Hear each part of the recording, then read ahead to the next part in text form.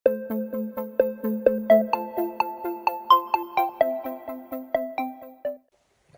еді, қарлы аяз, борандап жел соқты.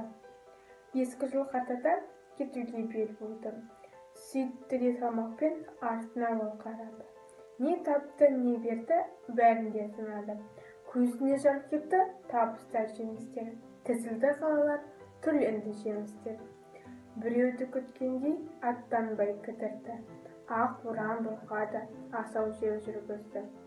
12 қақ тесік. Жайрандап жаңа жыл, кіріңіз, кіріңіз.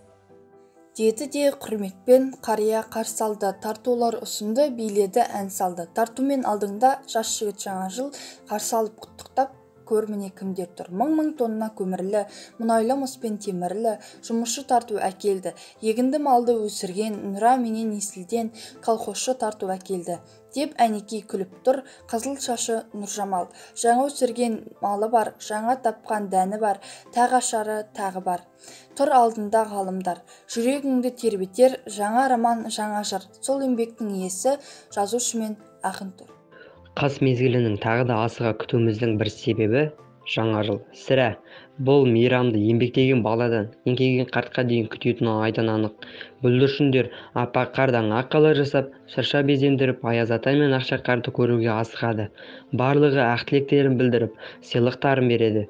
Қылышын сүйретіп жеткен қаһарлы қыстың бізге берер қызығы мен қуанышы көп. Осындай естен кетпес оқиғаларға толы қыс мезгілін кереметтеуге толық негіз бар. Қыстың ғажайып ұмытылмас шақтары адам жанына шуағын шашып, нұрын төге түскендей көтеріңкі көңіл күй сыйлайды. Рахман Асылбек. Жаңа жыл есік ашты шырайланып. Жаңа жыл есік ашты шырайланып, басынан шыршалардың шыр айналып. Белеңдер басып өткен былай қалып, келер күн құшағына жыр айналып. Арайлы алтын нұрлы күн айдалып, әр үйге, әр жүрекке ұнай қалып. Жаңа жыл есік ашты шырайланып. Табиғаттың әрбір маусымы ерекше болатыны сөзсіз. Әр маусымның өзіне тән қызығы мен сейіл серуені де бар. Соның ішінде қыс мезгілі де өзіндік кіршіксіз аппақ қармен, қаһарлы мінезімен, сықырлаған аязымен ерекше.